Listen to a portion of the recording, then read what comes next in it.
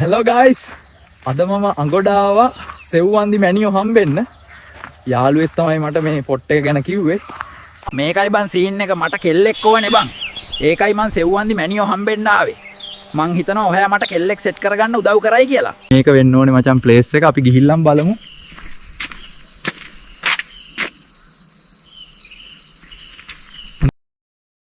මෑනියනි මට කොහොම හරි කෙල්ලෙක් සෙට් කරලා දෙන්න පුළුවන්ද ඉල්ලන ගාණක් දෙන්නම් මම මේ වැඩේ කරන්න නම් එක වැදගත් දෙයක් ඕනේ.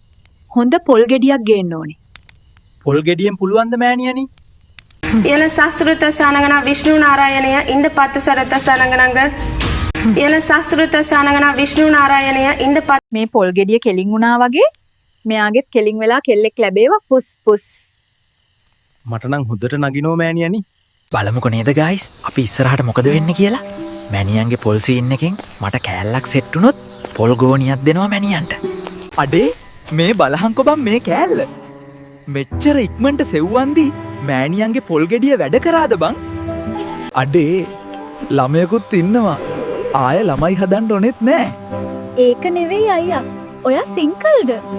ඔව් නගියා. මං නම් සිංගල්.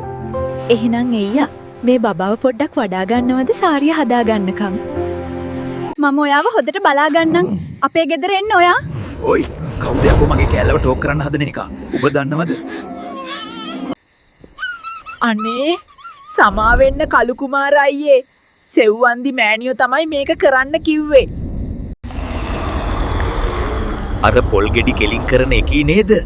ඔහොම ඉන්න. මං ඕකි ගැන බලා ගන්නම්.